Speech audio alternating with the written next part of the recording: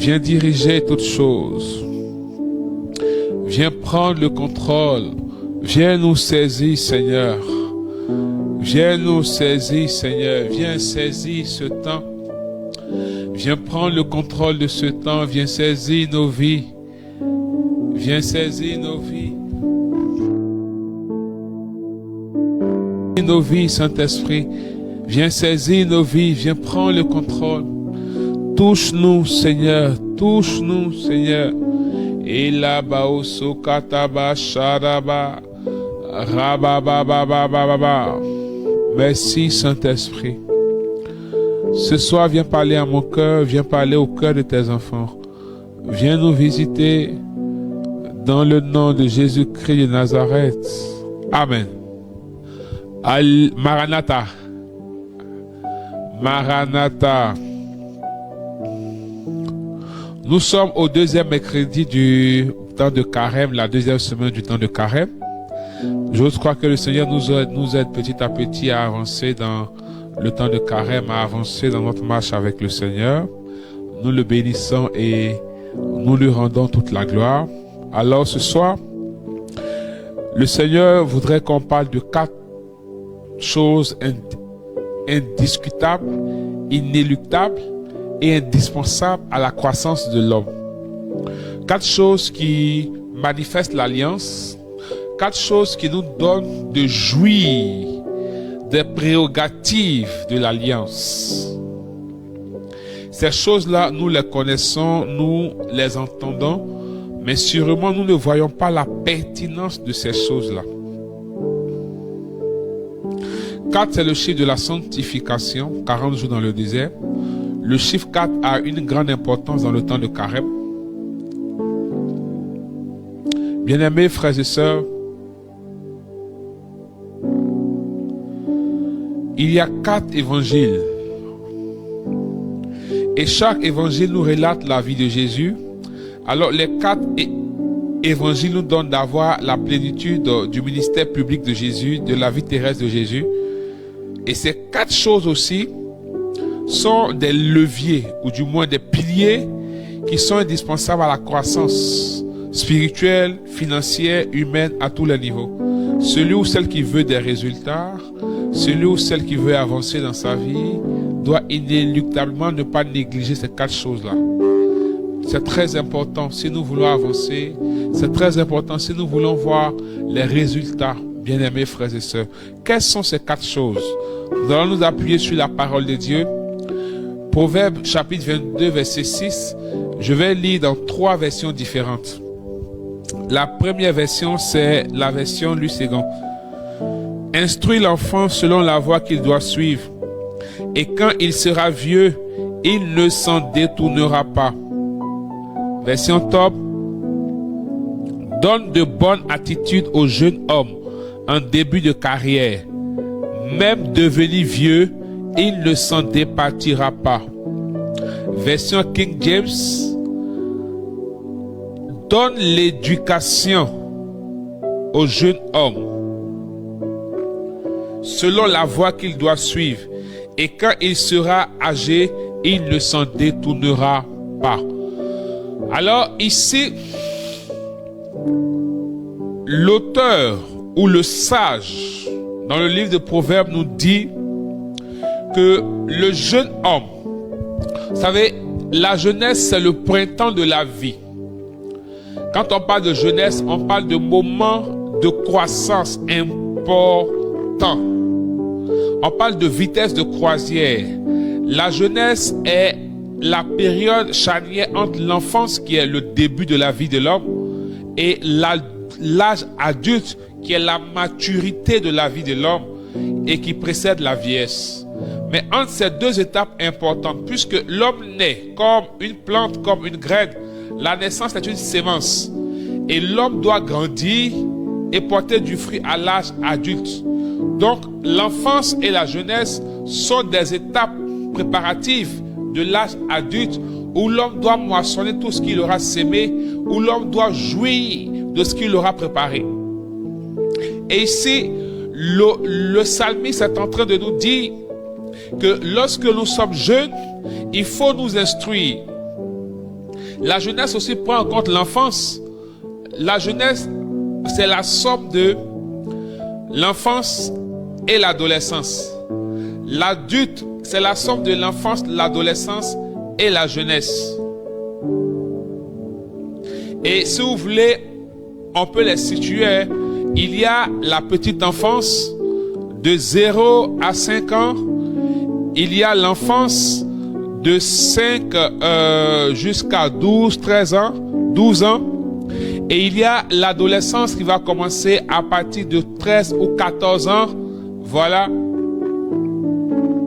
Jusqu'à, on pourrait dire 18 ans, mais on peut avancer jusqu'à 20 ans.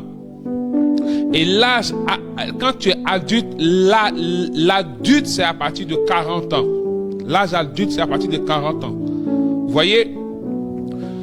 Alors, ici, l'auteur nous dit que quand nous sommes jeunes, nous devons recevoir l'éducation, et d'autres versions parlent de l'instruction. Instruire l'enfant selon la voie qu'il doit suivre.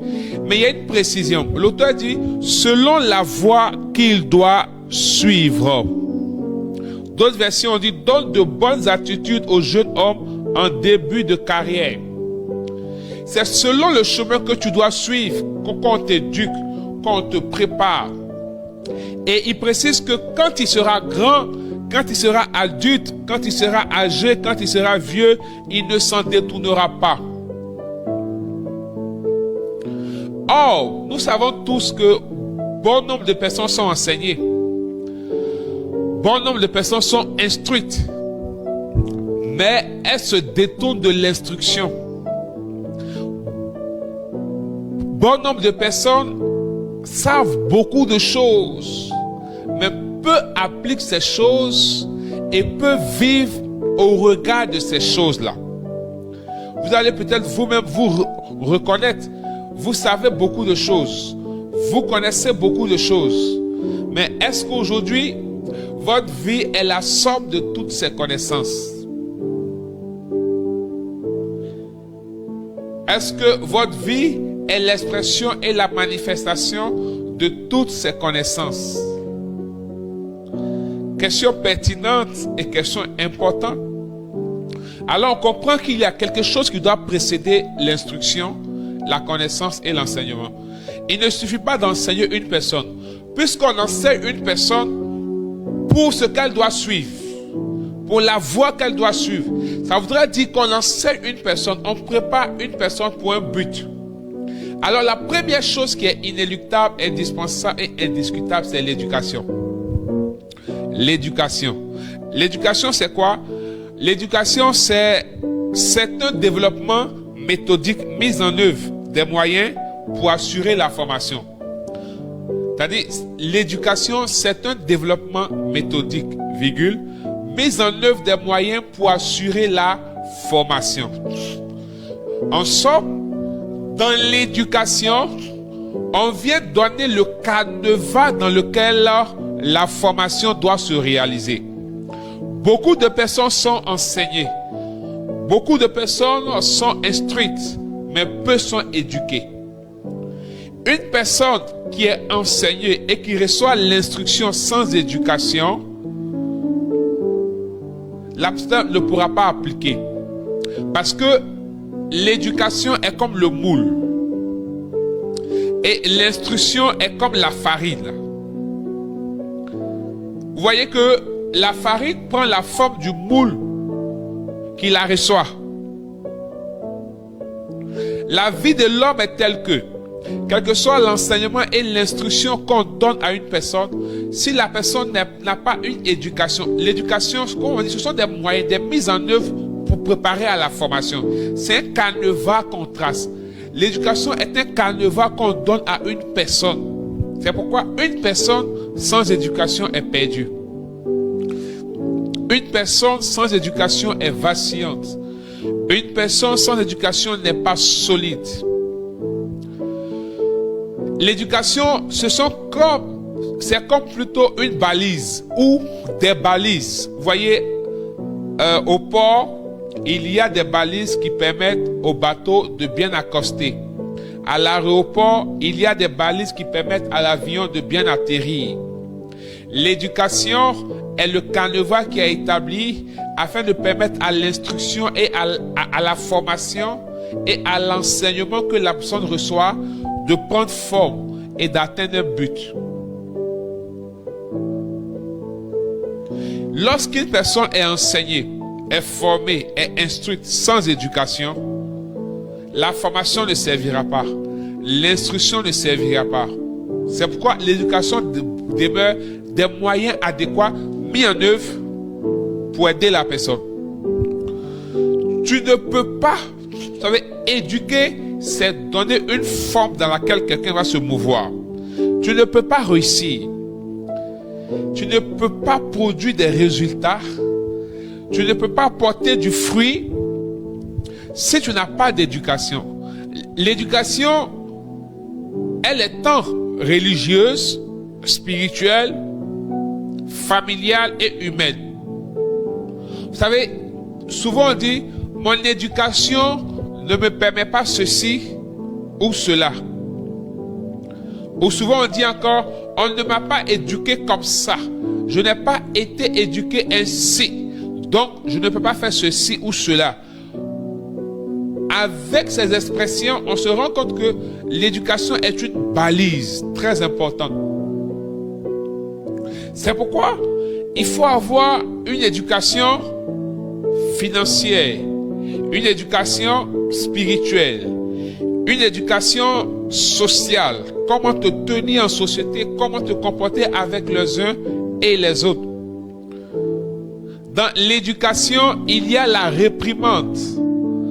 Dans l'éducation, il y a la répression. L'éducation, elle est très importante. Tu ne peux pas vouloir être éduqué sans être réprimandé. Tu ne peux pas vouloir être éduqué sans être corrigé. Proverbe nous dit que celui qui refuse la réprimande et la correction est un insensé. Dans l'éducation, il y a la réprimande. Dans l'éducation, il y a la censure. Dans l'éducation, il y a des interdits. Un enfant, dès le bas âge, c'est-à-dire dès la petite enfance, qui n'a pas été censuré, qui n'a pas reçu d'interdit, qui se croit tout permis, vous allez voir que la personne est très capricieuse dans sa jeunesse. La personne pense qu'elle a droit à tout. Il y a par exemple des gens qui n'aiment pas qu'on leur refuse des choses. C'est pourquoi, chers parents, n'hésitez pas à corriger vos enfants. Oui, Éphésiens chapitre 6, on peut le lire. Éphésiens 6, verset 4. On va voir ici ce que la Bible dit de la correction. Il n'y a pas d'éducation sans correction. Retenez ça. Il n'y a pas d'éducation sans réprimande. Il n'y a pas d'éducation sans interdit. Il n'y a pas d'éducation sans censure. Alléluia. Quand une personne n'aime pas être éduquée, cette personne ne peut aller loin et dans les hauteurs. Non, c'est pas possible.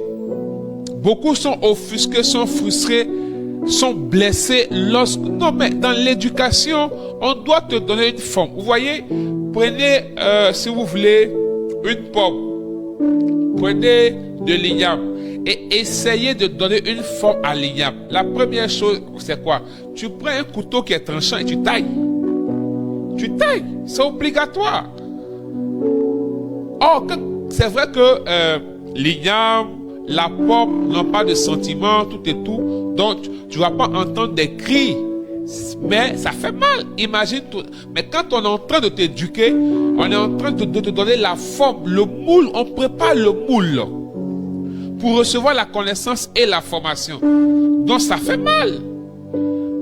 L'éducation, on vient enlever les imperfections et te dit que tu dois te tenir comme ça.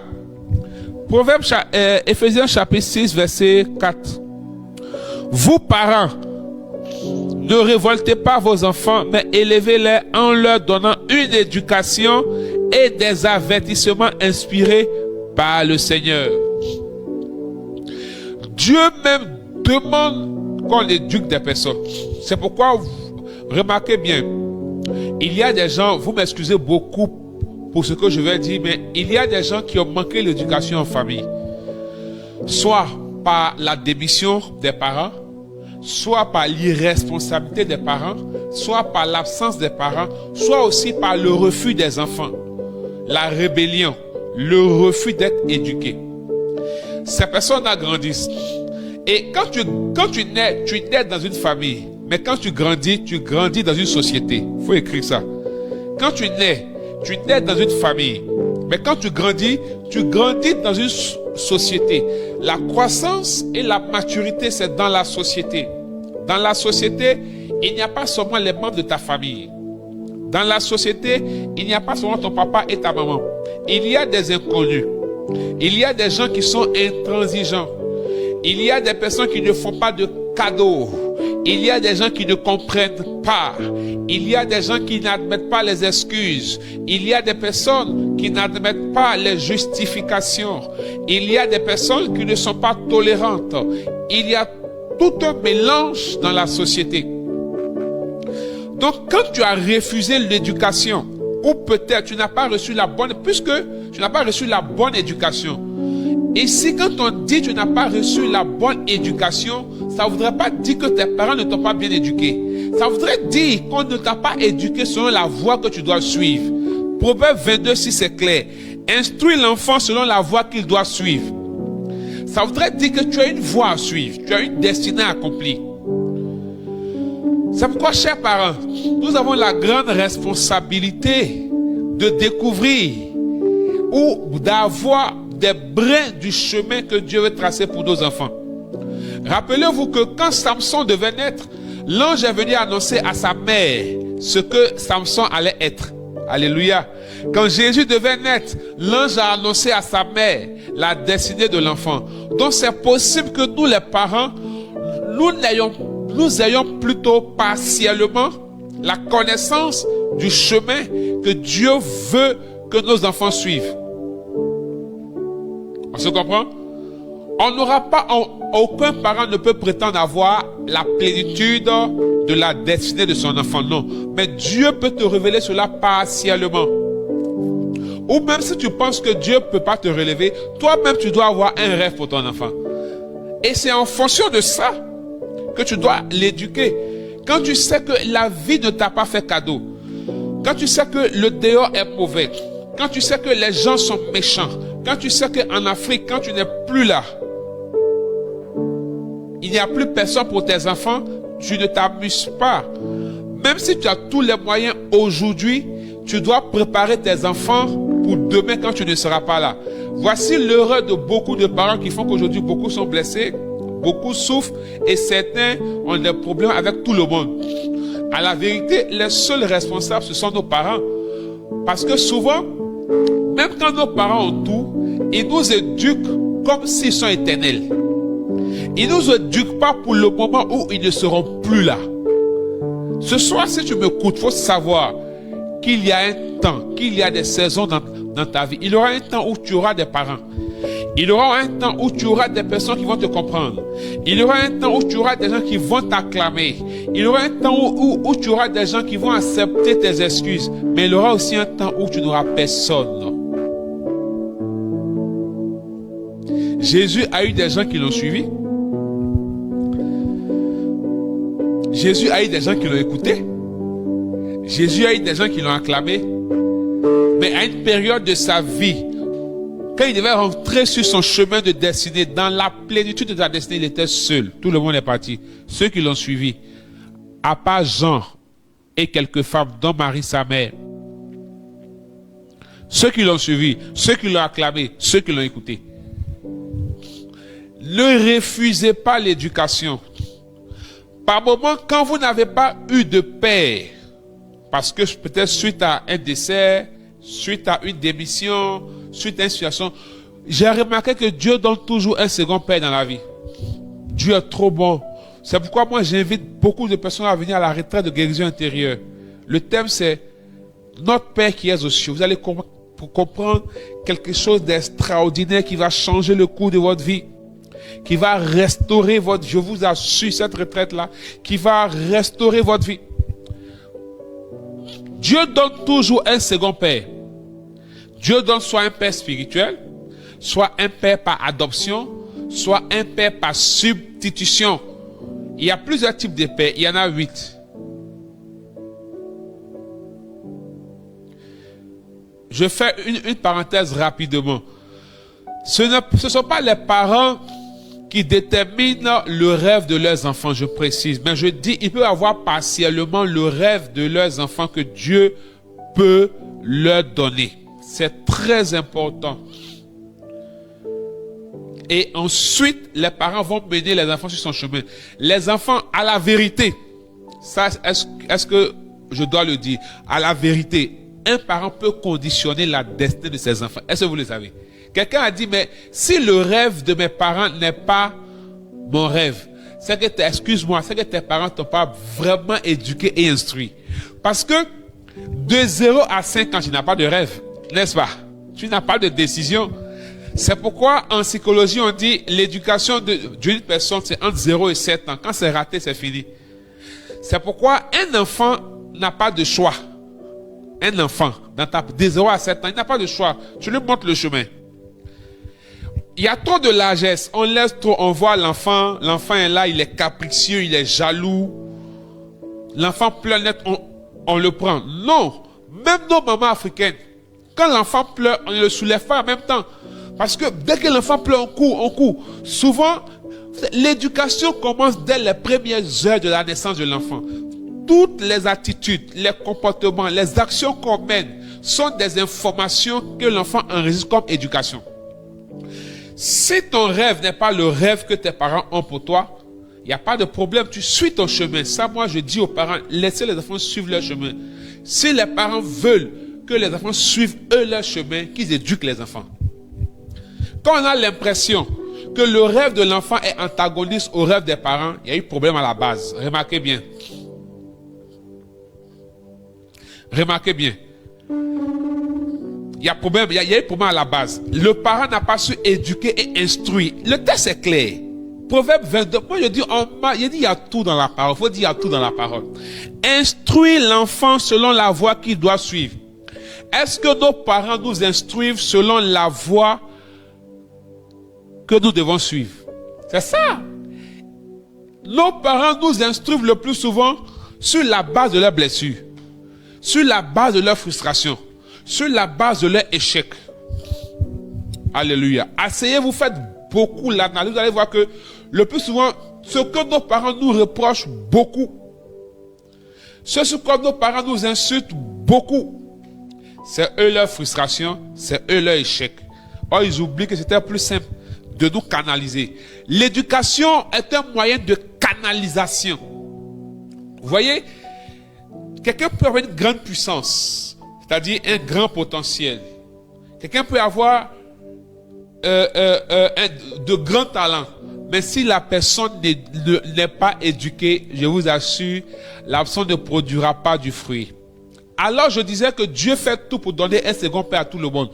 Dieu est tellement responsable qu'il te donne la possibilité d'avoir toujours, pas forcément un deuxième père, mais un second père.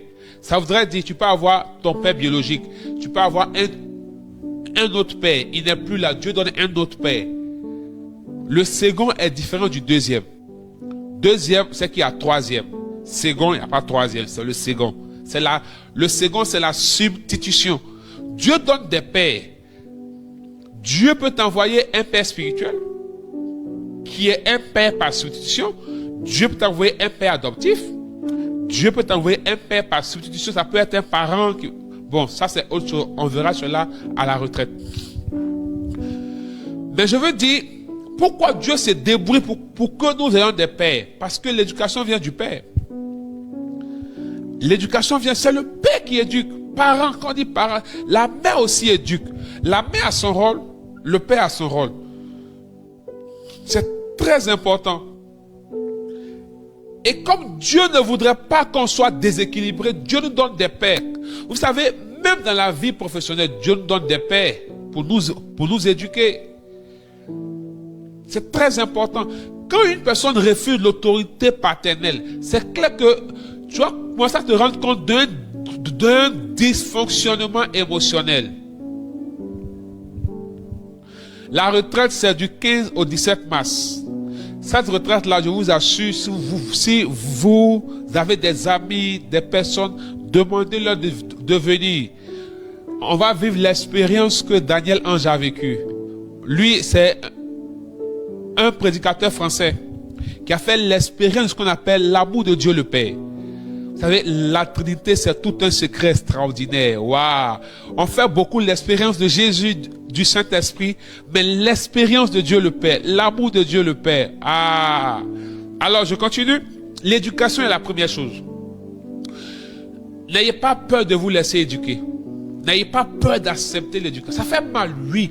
Parce que dans l'éducation, il y a la réprimande. Il y a la correction. La Bible dit de corriger.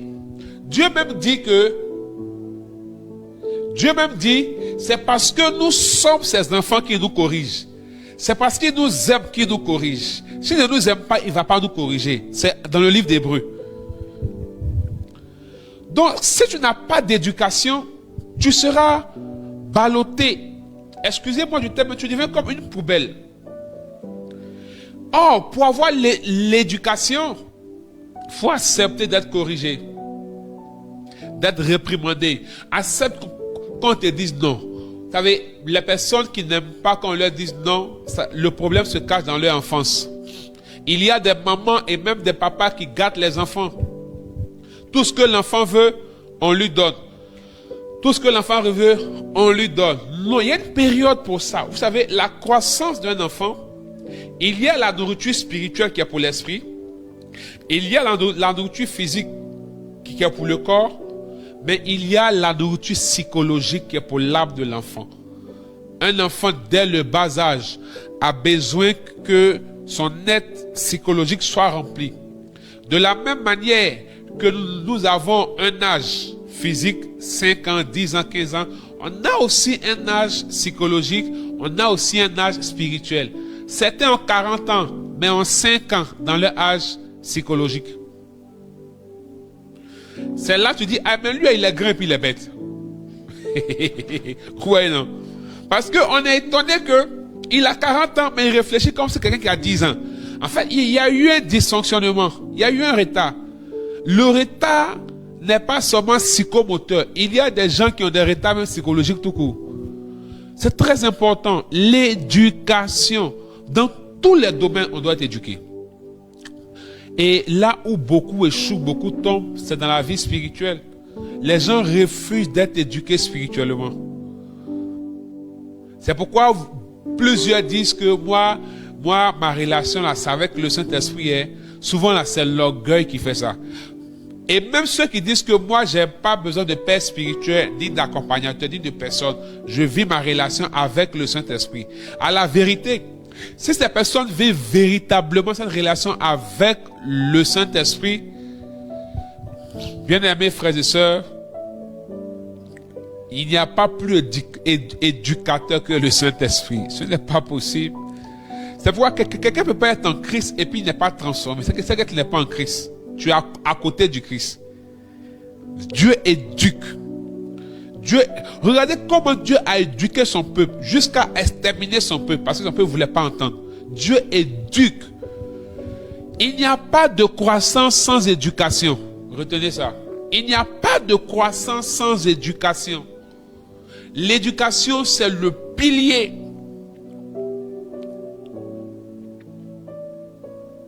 L'éducation, c'est aussi la communication de certaines habitudes qu'on nous donne. Oui, parce qu'on parle d'éducation financière. Certains n'ont aucune éducation financière. Et ça, c'est le mal de l'Afrique. Très tôt, l'Afrique n'a pas été éduquée financièrement. C'est pourquoi on a beaucoup de problèmes financiers, à la différence des Occidentaux. L'éducation financière n'est pas dans notre culture, ou du moins n'a pas été inculquée. Vous voyez, l'éducation, c'est un chemin qu'on trace. Quand quelqu'un a manqué d'éducation dans un domaine, ça se perçoit très vite. Alléluia. quand réellement tu es éduqué, quand tu vis l'éducation, la première chose que l'éducation te donne, ce sont des valeurs. Donc du coup, ça c'est la deuxième chose. La première chose, c'est l'éducation. J'ai insisté sur l'éducation parce que c'est de l'éducation que tout découle. Dieu nous éduque. Les valeurs, l'éducation donne des valeurs. Les valeurs, c'est ce en quoi nous sommes dignes. C'est-à-dire, ce en quoi tu es digne d'être estimé. Les valeurs, c'est le plus qu'on a. L'honnêteté, c'est une valeur. La vérité, c'est une valeur. La transparence, c'est une valeur. La loyauté, c'est une valeur. La deuxième chose, ce sont les valeurs.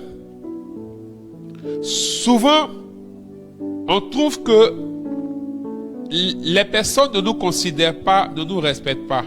Mais dis-moi, comment tu te vends?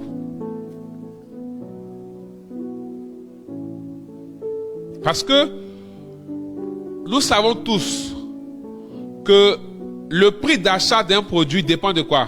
De la valeur du produit. Alléluia. Quelles sont les valeurs que tu te donnes dans la vie? Nos valeurs sont le reflet de notre éducation. Nos valeurs sont le reflet de notre éducation. Et nos valeurs sont l'expression de notre personnalité et de notre identité. Donc, à partir des valeurs que tu as, on peut savoir quelle éducation tu as reçue, d'où tu viens. C'est pourquoi quand en 1 Samuel, Saül voit David qui veut frapper Goliath, il dit, mais de qui es-tu fils? Les valeurs traduisent notre éducation et révèlent notre identité et notre personnalité. Quelles sont tes valeurs? Bien-aimé, tu ne peux pas avoir une dignité et des honneurs dans cette vie si tu n'as pas de valeurs. Si tu n'as pas de valeurs, ce n'est pas possible. Il faut le retenir. Si tu n'as pas de valeur, ce n'est pas possible. Non, pas possible. Quelles sont tes valeurs? Ce soir, à la fin de ce temps, je voudrais que chacun essaie de faire plutôt un mea culpa. Quelle éducation j'ai reçue? Ou du moins, quelle éducation j'ai acceptée? Quelles sont mes valeurs moi-même? En quoi je me reconnais digne d'estime? En quoi on peut m'estimer digne? Quelles sont tes valeurs? Les valeurs amplifient tout ce qu'on fait. Et les valeurs donnent un message très important et très fort. La troisième chose, après les valeurs, ce sont les principes. Les principes ensuite vont découler des valeurs. Donc, remarquez que les personnes qui n'ont pas de principes dans leur vie sont des personnes qui n'ont pas de valeur ou n'ont aucune valeur ou ont très peu de valeur. Pourquoi? Parce que les principes, ce sont des préceptes, ce sont des règles, ce sont des normes qu'on établit. Et ce sont nos principes qui protègent nos valeurs. Et ce sont nos principes qui permettent de sécuriser nos valeurs, de les garder et de leur donner un sens. Par exemple, je suis honnête, c'est une valeur. Donc, à cause de parce que je suis honnête, je m'impose de ne pas verser dans certaines choses. Donc, je vais avoir un principe pour dire que comme moi je suis honnête, je ne mens pas. C'est un principe. C'est que moi, je dis toujours la vérité. Mais ce principe-là a un support. Le support du principe, c'est la valeur que tu as. Parce que, si vous voulez, la valeur, c'est le domaine dans lequel tu ne veux pas avoir honte. Je dis, c'est là où nous sommes dignes d'estime. Et ensuite, le principe. Le principe protège la valeur et le principe aiguise notre personnalité et stabilise notre personnalité. Tu dois avoir des principes dans la vie. Oui, même dans tes relations humaines. j'ai remarqué que aujourd'hui, beaucoup d'hommes ou de femmes dans leur vie sentimentale n'ont aucun principe. Quand tu n'as pas d'éducation, tu n'as pas de valeur, tu n'as pas de principe, c'est sûr que tu vas souffrir dans le mariage. Ou du moins, tu vas faire souffrir quelqu'un d'autre. Parce que l'absence de ces trois choses vont déjà créer la première erreur, l'erreur du choix. Quand tu sais que tu as des valeurs et que tu as des principes pour les protéger, ça détermine les choix que tu fais dans ta vie. Il y a des relations que tu vas toujours refuser. Il y a des amitiés que tu vas toujours refuser. Il y a des lieux où tu ne vas pas entrer, même s'il y a beaucoup d'avantages. Il y a des lieux où tu ne vas jamais travailler, même s'il y a beaucoup d'avantages. Beaucoup sont faibles spirituellement. Beaucoup n'arrivent pas à avancer dans leur croissance avec Dieu parce qu'ils n'ont aucune valeur, ils n'ont aucun principe.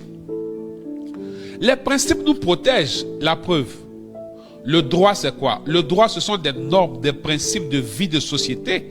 Le droit, c'est toute la vie. Le droit, ce n'est pas seulement au tribunal. Le droit, c'est toute la vie. Le droit s'applique dans toute la vie. Mais ce sont des normes, des principes. Non, on ne brûle pas le feu. On ne se rend pas justice. On ne fait pas de dol. Voilà. Mais l'objectif de tout ça, c'est pour permettre de bien vivre en société, de ne pas offenser l'autre, de ne pas écraser l'autre. Ce sont des principes. Quels sont tes principes de vie? Quels sont tes principes financiers? Quels sont tes principes en relation? Et à la vérité, celui qui est conduit par le Saint-Esprit doit avoir un seul principe, le Saint-Esprit lui-même. Ouais, parce que les principes souvent sont immuables et les principes nous rendent souvent intransigeants. Quand on a trop de principes, l'amour est tué. Je ne parle pas forcément de l'amour éros, mais même l'amour filial. Quand on a trop de principes, c'est compliqué de vivre. Vous voyez, non? C'est compliqué. Et le Saint-Esprit lui-même, parce que quand tu as trop de principes, tu risques de faire obstruction au Saint-Esprit. C'est pourquoi quand tu nais de nouveau, quand tu rencontres le Seigneur, Dieu bouscule tout. Dieu casse tout et il reconstruit les choses selon son modèle. Tu dois être capable de laisser tes principes et épouser le Saint-Esprit. C'est pourquoi en Romains 12, verset 2, il dit « Laissez-vous transformer ». Parce qu'il ne t'oblige pas, mais tu dois te laisser transformer. Tu dois accepter de laisser tes principes et laisser le Saint-Esprit t'instruire dans lui ses principes et dans ses voies. Quand tu es en Christ, tes principes deviennent les voies de l'Esprit et tes principes sont gouvernés par la parole de Dieu. Très important. Si tu n'as pas de principe, les valeurs que tu as n'auront pas de puissance, n'auront pas de force. Tes valeurs même, tu n'auras pas de personnalité. Mais si tu as trop de principes aussi, et que tu ne laisses pas le Saint-Esprit se mouvoir dans tes principes, tu risques de passer à côté de beaucoup de choses.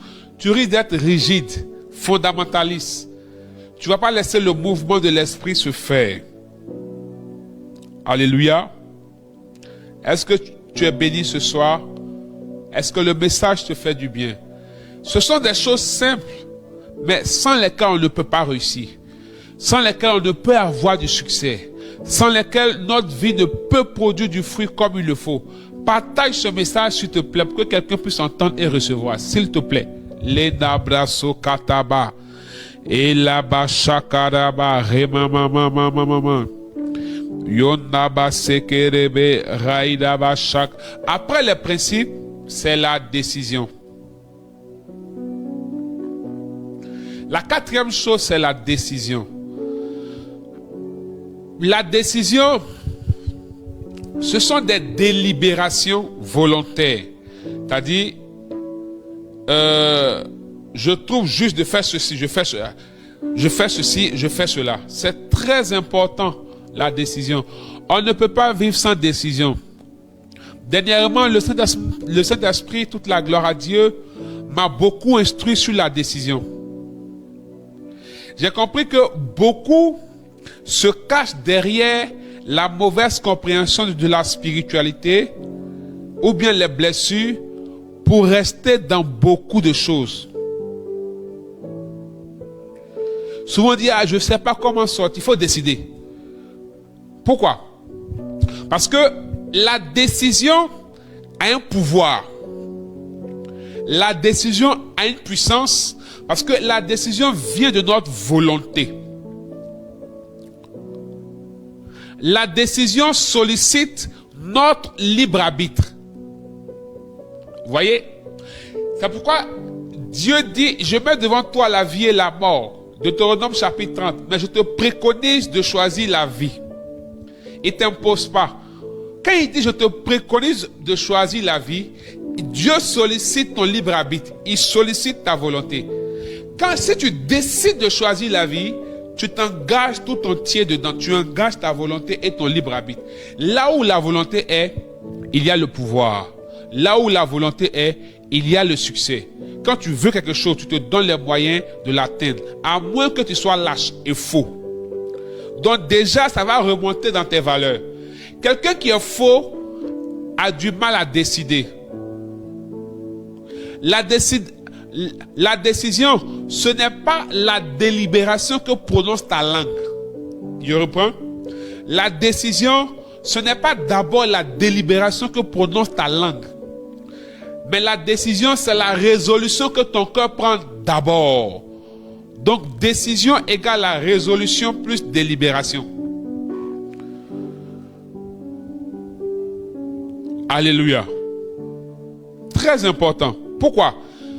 Lorsqu'il y a la proclamation des résultats, donc si vous voulez, la décision c'est résolution plus délibération plus proclamation. Lorsqu'on doit proclamer les résultats d'un examen, les professeurs ou bien le jury va délibérer de la décision. Qui passe, qui ne passe pas. Donc le jury délibère à partir de quoi? À partir des résolutions qui ont été prises par chacun lors de la composition. C'est-à-dire, ta composition est une résolution. C'est ce que tu as étudié, tu as décidé de faire là, tu as fait. Donc eux, sur la base de ça, ils vont délibérer pour dire c'est bon, c'est pas bon, et ensuite ils proclament. C'est la même chose. Chacun de nous avons des résolutions que nous prenons dans notre vie par rapport à un domaine précis. Quand tu as pris la résolution, il faut t'asseoir pour délibérer. Il faut jauger. Jauger, c'est quoi? C'est mesurer. Si c'est bon, si c'est mauvais, si c'est juste, si c'est faux. C'est là où intervient la parole de Dieu. Quelle est ton unité de mesure?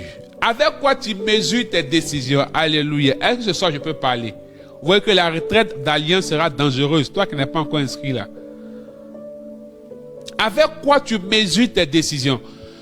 Une résolution sans délibération qui est proclamée paraît une décision mais n'aura aucun résultat. Alléluia. Tu as résolu. Mais il faut peser le pour et le contre. Il faut jauger. Parce qu'il faut que tu vois les forces, les faiblesses, la pertinence et le pourquoi de la résolution que tu as prise. C'est ce qui te donne la force. Quand tu sais que ça là, vraiment ce que je veux atteindre là, si j'arrive à accomplir cette chose là, il n'y a rien à dire. Par exemple, je veux avoir à la fin de l'année 1 million comme épargne. Et je prends la résolution d'épargner peut-être 50 000 francs par mois. Or, nous savons que nous sommes beaucoup sollicités par les imprévus, par nos envies, par les choses qu'on voit, par les dépenses, tout et tout. Nous sommes beaucoup sollicités par ça. Donc, il est difficile d'épargner souvent ou de respecter notre résolution d'épargner une somme. Tu as prévu épargner 50 000. Il peut y avoir un prévu. Tu as enlevé 10 000, 5 000 dedans. C'est plus 50 000. Donc, à la fin de l'année, il y a le grand risque que tu n'atteignes pas les 1 million. Donc, tu t'assois. Il faut que tu délibères. Pourquoi je veux avoir les 1 million? Il faut que tu saches d'abord. Vouloir seulement ne suffit pas. Il faut savoir pourquoi tu le veux. pourquoi je veux avoir les 1 million? Ah, vraiment, si j'ai les 1 million, l'année prochaine, je pourrais réaliser ça. Or, où je veux aller, le profil de carrière que je veux là, il me faut un tel certificat ou un tel diplôme. Mais pour le faire, il me faut les 1 million. Vraiment, si je n'ai pas fait ça, je ne peux pas avoir ce que je recherche là. Donc, je comprends l'importance et la pertinence d'avoir les 1 million. Donc ça déjà, j'ai le pourquoi de ma volonté. Maintenant, je viens. Donc, pour avoir les 1 million, je dois avoir 50 000 francs par mois. Je dois épargner. Le jour où je suis tenté d'utiliser mes 50 000 francs que je dois épargner pour faire quelque chose d'autre, je fais encore une délibération. Mais les 50 000 là, pourquoi j'épargne? J'épargne les 50 000 parce que je veux atteindre les 1 million. Or, les 1 million à la vérité, ce n'est pas ça mon objectif. Les 1 million ce n'est qu'un moyen. Mais 1 million, ou bien mon million, ce n'est qu'un moyen pour atteindre quelque chose, ce n'est pas la finalité. Est-ce qu'on me suit? Je ne suis pas trop rapide, j'espère. Je reprends. Le problème des gens, c'est que souvent on confond moyen et finalité, moyen et but. Je veux avoir 1 million dans mon compte d'épargne à la fin de l'année.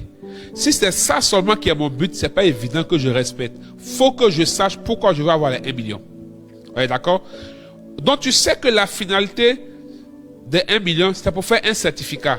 Le certificat n'est pas la finalité. Tu veux ce certificat-là parce que il y a un projet de carrière que tu as. Donc voici la finalité. Donc du coup, tu reviens maintenant. Ah, c'est à cause de mon projet de carrière là, c'est tellement important. Je veux travailler dans un tel domaine pour avoir un tel salaire. Donc en fait, je suis obligé d'épargner les 50 000. Waouh! Mais le sac que je vais payer là, c'est joli aussi, hein? C'est important aussi. Alors je m'assois. Bon, le sac là, c'est vrai, c'est joli. C'est vrai, c'est bon. C'est vrai, c'est chic. C'est vrai, je peux acheter. Mais est-ce que c'est utile? Tu es en train de délibérer. Parce que tout ce qui est bon, même si tu as les moyens, demande-toi si tu es utile. J'aime dire aux gens, tu peux avoir l'âge d'être en relation amoureuse. Il n'y a pas de problème. Mais quand tu as fini de dire, ah, c'est vrai, le gars, il est bien, la fille, elle est bien, elle est bonne, elle est ceci, il est joli. Vraiment, on peut aller ensemble. Après, demande-toi, quelle est l'utilité et la nécessité dans ma saison, dans mon temps. Tout se jauge en fonction des temps. Un garçon de 16 ans, 17 ans, excusez-moi, mais a les spermatozoïdes pour avoir un enfant. N'est-ce pas? Il peut avoir un enfant. S'il veut avoir un enfant. Il a la capacité d'avoir l'enfant. Mais est-ce que c'est utile pour lui à cet âge-là? Est-ce qu'il a la puissance pour avoir l'enfant? La puissance paternelle, les moyens qu'il faut? Je prends l'exemple pour qu'on voit. Est-ce que c'est utile? Parce que souvent on fait parce qu'on peut. J'ai les moyens donc je fais. Mais qu'en est-il de l'utilité de la chose? Très important. Très très important. Alléluia. Donc là vous voyez, tout ce que j'ai fait c'est la délibération. Quand j'ai fini, ah vraiment, le sac est chic, mais je ne peux pas. J'ai décidé de garder mes 50 000 parce que donc j'épargne 50 000, je laisse le sac. Ça me fait mal. Ouais, il y a pas parce que ça te fait mal que ce n'est pas la bonne décision. Non. Il y a toujours le sacrifice dans la décision. Retenez ça. Il y a toujours le sacrifice dans la décision. Il y a des choses pour lesquelles tu pries depuis ça ne change pas parce qu'en fait, à la vérité, tu n'as pas encore décidé que ça change. Tu pries juste, mais tu n'as pas encore décidé. Faut commencer à décider. Il y a des choses que tu veux arrêter, tu n'arrives pas parce que tu n'as pas encore décidé. Tu as juste voulu. Vouloir suffit pas, il faut décider. Par exemple, il faut décider de dire que je veux pas reproduire. Il suffit pas de dire je prie pour briser les liens de la famille. Je veux pas reproduire ce que les membres de ma famille vivent. Ok, c'est très bien, tu pries pour ça, mais décide. Parce que quand tu décides là, ça impose une manière de faire, une manière de vivre. Alléluia. Vous voyez, non? Ça impose une manière de faire. Parce que si tu dis, tu ne veux pas reproduire la vie des membres de ta famille, leurs erreurs, tout et tout. Mais tu as dit ça, tu pries pour ça, mais tu fais les choses qu'ils ont fait pour avoir ces erreurs. Faut me dire, il y aura quoi? Dis-moi. Ça servir à quoi? Tu pries, tu jeûnes, tu fais retraite de délivrance, tu brises lien. Mais quand tu sors là, ce que les gens ont fait pour vivre la vie que tu ne veux pas là, toi tu fais. Même cause, même conséquence? Non. Même cause, même conséquence. Il n'y a pas prière qui a changé ça. Parce qu'en fait, tu es faux. Entre ce que tu veux et les efforts qu'il faut fournir, il y a un écart. Tu ne payes pas le prix. Tu dis non, dans ma famille là, personne n'a réussi. Les gens ont eu l'argent. Après, ils sont devenus pauvres parce que tout le monde cherchait femme. Ou bien tout le monde buvait. Et toi, tu ne fais aucun effort. Tu ne mets aucune discipline pour ne pas chercher femme, ni pour ne pas boire. Faut jeûner, faut prier, faut faire toutes les retraites de l'année. Tu auras leur vie. Oui, tu auras ça. Parce que tu n'as pas... En fait, faut décider. La décision doit accompagner la prière. Et quand tu as décidé, tes principes vont t'aider à ne pas franchir certaines choses. Tes valeurs vont revenir pour dire non. Par exemple, être chrétien, c'est une grande valeur. Donc j'ai des principes, j'ai une éducation. Je ne fais pas ceci, je ne fais pas cela. Alléluia. Est-ce qu'on me comprend? Éducation, valeur, principe, décision. 4 choses quand tu veux aller loin. 4 choses quand tu veux porter du fruit. Celui qui est en alliance avec Dieu se laisse éduquer par le Seigneur. Puisqu'il marche avec le Seigneur. Le Seigneur marche avec lui. Le Seigneur nous lui communique sa nature, son éducation, son instruction. Et il va épouser les valeurs du royaume des cieux. Et il va laisser le Saint-Esprit lui donner les principes par lesquels il doit vivre. Et il va décider du fait, parce qu'il est en alliance avec Dieu, il décide que je ne dois pas violer mon alliance. Je ne dois pas enfreindre aux clauses de l'alliance. Je ne dois pas attaquer les principes de l'alliance. Bien-aimés frères et sœurs, si tu fais tout pour garder ces 4 choses dans ta vie, si tu essaies, c'est vrai que nous sommes déjà au 2e mois, mais rien n'est encore tard. Il reste encore 10 mois. Si tu essaies de marcher selon tout ce que j'ai dit ce soir, en commençant par faire un mea culpa, tu vas voir que beaucoup de choses vont commencer à changer et des résultats probants seront là. Que Dieu te bénisse. Seigneur, merci pour ce temps, merci pour nos vies, merci pour ta grâce.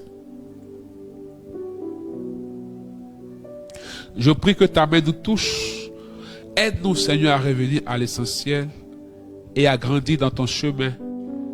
Dans le nom de Jésus-Christ de Nazareth. Amen.